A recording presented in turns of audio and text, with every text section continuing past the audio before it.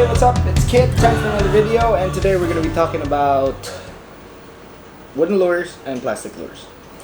I wouldn't really say versus because, well, you know, it's not, well, tell you what, at the end of this video, you decide for yourself which one's better. Alright, so let's get down to it. So, on my right here are a bunch of wooden lures, on my left, a bunch of plastic lures.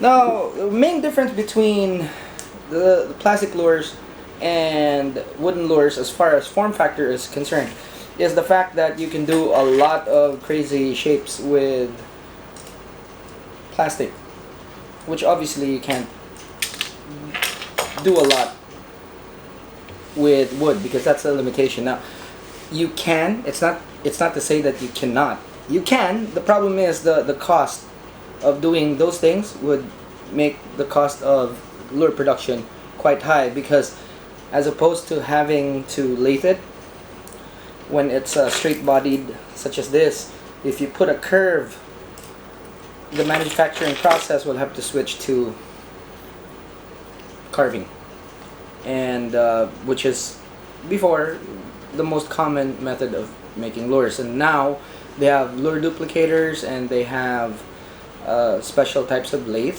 that would be able to kind of copy the lure. But again, there's a limitation for wood, and wood is a well, it's a resource that we have less and less of. Okay, so first we're gonna talk about wooden lures.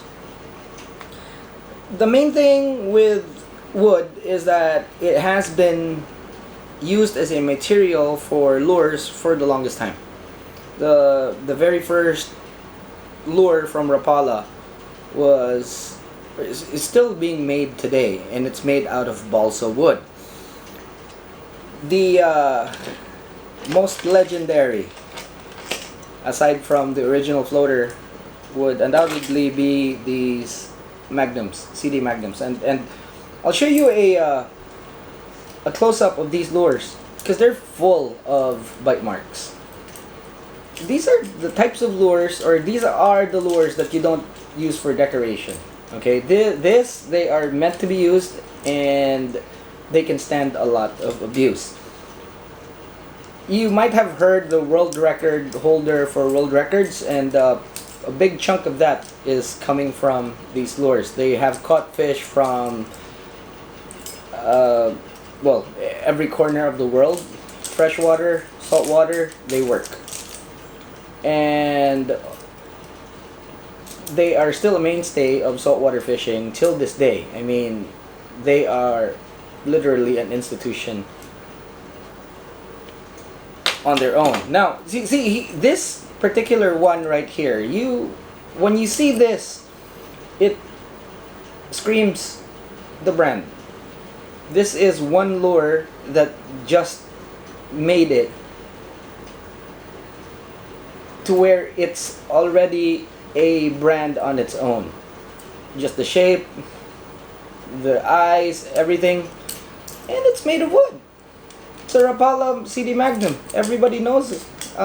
One point in time, practically almost every fisherman's life, they've fished with one of these, either cast or trolled. They catch fish, and they continue to work till this day.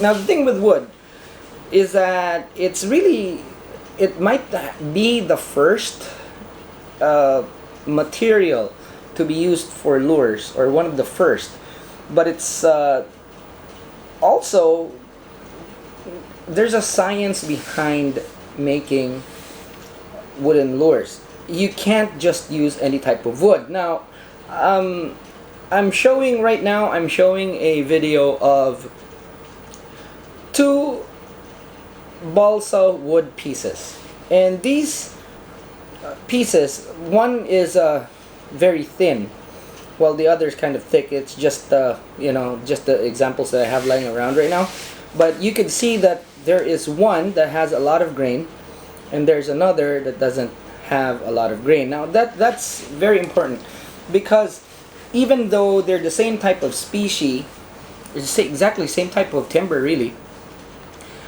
they're there's a huge difference between them. One has a lot of grain while the other does not. And balsa is extremely easy to work with. So this is one of the easier types of wood to actually make into lures, and still continually used till this day. But you can see that just the grains on a almost identical piece of timber makes a lot of difference. Now, for us, if we're looking only at the end product, we could say that, hey, they all look the same and everything. But see, the thing is, a wood that has a lot more grain is, number one, kind of more difficult to work with, especially when you're sanding the wood. The part that doesn't have the grain would actually get sanded off a lot more, leaving the surface not really super equal to the other side if there's some grain there.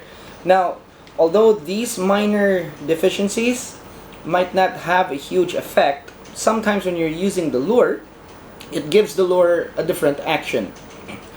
Sometimes it's desirable, sometimes it's not. And that's just the type of material wood is. It's quite inconsistent. Now, the thing with buying wood, when you're buying in bulk, you can't inspect each and every single timber that you're gonna use or buy. And having the right to actually choose drives the price high, because the guys that are selling the wood, they're selling it per board foot, and they basically just want to sell it all. So it drives the cost high, and this is one of the reasons why wood is a bit more expensive than or wooden lures are a bit more expensive than. So there's advantages and disadvantages to wood. Not all of it's bad news. I mean, there are some manufacturers out there that painstakingly choose their wood carefully. They dry it consistently so that the moisture levels for each piece of wood that they use when they make the lure is as close to one another as possible. But the thing is, when in the drying process, wood could crack, and even if it's sometimes it could be your best piece. And the curing process, which is called kiln drying, there's also air drying, but it's not as nice because it doesn't really get rid of the moisture content. So I mean, just from the description of just preparing the wood alone, you can see exactly how involved just preparing the wood is, and that everything that each step actually drives the cost of production higher. Whereas with plastic, you pop them out of molds and you could do it faster. It's kind of less involved. It's still involved, but it's less involved. You can probably, no, not probably, but you can churn out more plastic lures than you can with wood. And the thing with wood is that if you are able to get the desired action off of one lure, and you're able to consistently do that for each and every single one you produce, there's still going to be some minute variances. And some people actually look for those minor variances, or the good kind. And I know of guys that actually buy by the dozen, and these are all expensive Japanese lures. They test them out and see which ones that has the best swimming motion, and then they take those and get rid of the rest. They sell them, and people still buy them. I mean, there's just some people that actually go through this whole process because they want the best of the best that they can buy. Now, plastic, as we mentioned earlier, the production of plastics is faster, and it's more consistent than wood, because plastic as a material is really more stable than wood is. And when you create your first prototype, you get it approved, and production starts, for the whole life of the mold, each and every single lure that gets out of the mold is consistent. Weighting each and every single one is easier because it's consistent. So each and every single piece of weight, and most of the weights that are used here are ball bearings, which have, again, exact tolerances. Whereas you could use ball bearings with wood as well, but traditionally what's used with wood is lead. And lead can be very inconsistent. Now, like the one that I'm using here, I'm holding right here, it has a lead insert on the back, and just from one look you can see that it's really not super centered. It's not to say that the manufacturer of, or the top end manufacturer of wooden lures don't go out of their way to create the weights. But see, the thing is, when you're molding something and not machining them, what happens is that there are inconsistencies, and that's just the nature of that production process. So it's not to say that wooden lure manufacturers don't go out of their way. They do. But see, the thing is, when you're using machines to create the lures, and the more the machinery takes over the chore of humans, they get faster. Or the production process gets faster, more efficient, and more precise. And this is exactly what happened with these lures right here. Rapala was able to create a process where all the blanks, irregardless of the knots in the wood, to start with, I believe they used the best type of wood they could buy. And most manufacturers, if not all, do this, aside from the small backyard guys who really don't have a choice.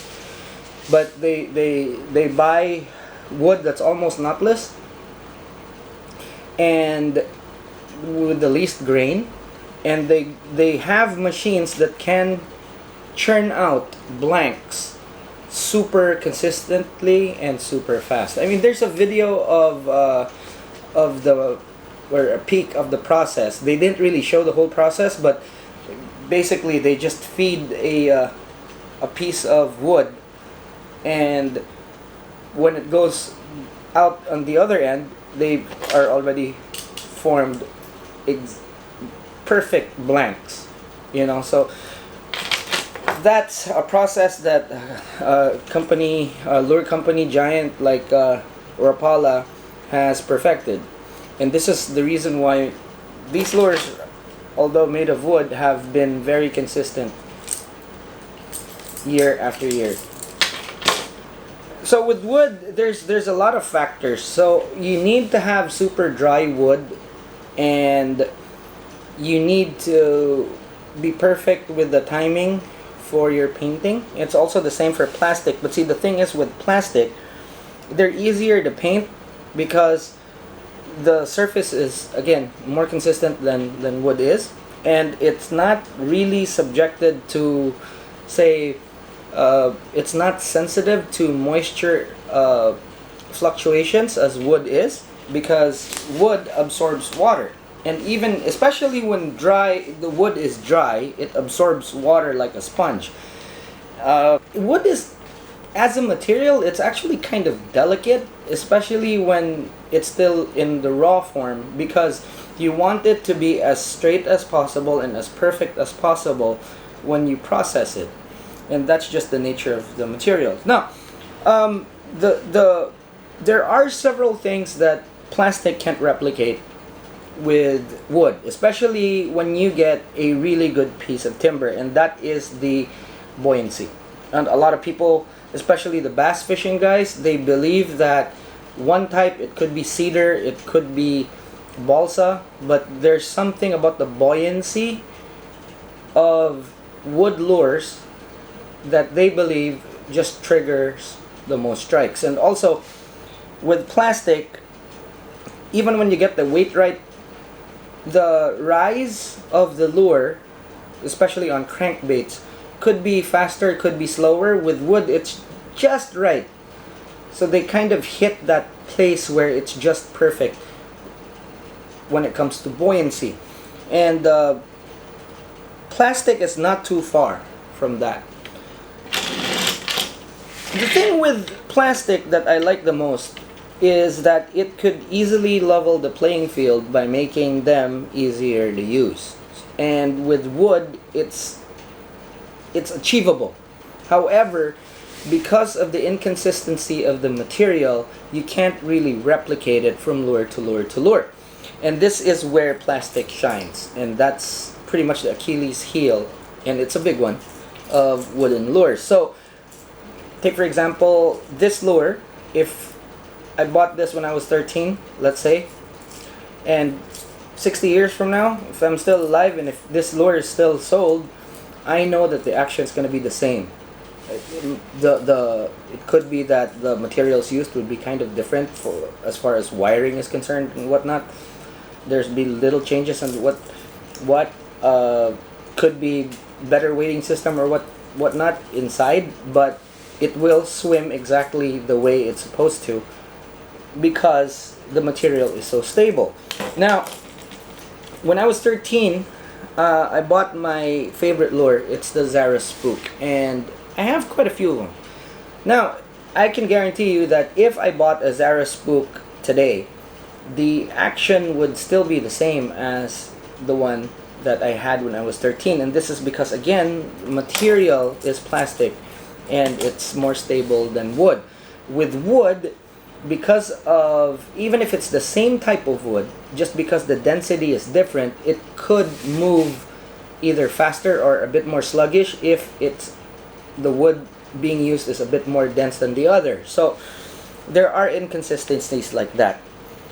Now, when I said level the playing field with the plastic lure, it is because with plastic, because of the exact tolerances that are involved when you manufacture them, you would be able to engineer specific actions just because you would be able to play around more with the shape.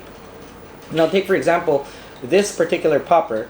If you compare it with this one, you would see that the head on this is slightly curved down, so it grips a bit more water and it's easier to use than this one. And this is already a very consistent producer, and this is one of those that each GT fisherman wants to have in his or needs to have in his box. But for a lure like the Explode, its action has already been studied and engineered into a lure, so I don't need to be an expert to be able to use it. I just use it out of the box and it works the way it's supposed to. There are some tweaks that you would be able to do with this, and it's really entirely up to the user if they'd be able to tweak it according to how they want it to move. And again, very minute things that you could do to make the lure work better for you. So here's a very good example. This is already a legend on its own, as we have spoken about earlier. Now, this lure is probably okay, so slightly bigger, all that, but this lure is probably one of the marvels of engineering in present day fishing history. It goes really, really fast. It's been clocked to in excess of 20 knots, and that's really, really fast. You can't really do this with a wooden lure because the tolerances that are needed to make this run super fast and not having or not producing a lot of stress for your rod or your tackle in general is very precise, and you can only do it in plastic. So really, each wood and plastic has their own niche when it comes to lures, and there is no such thing as wood being better than plastic, because there are actually some things that plastic can do that it's almost just impossible, if not too cost prohibitive for wood. So those are the main points. hope you liked the video. Hope you learned something, and if you haven't yet, please subscribe. If you like the video, please like. More videos to come. I burnt my finger, my thumb right here, so I wasn't able to make the video, so it was horrible. Till next time, thanks so much, and I'll see you in the next one.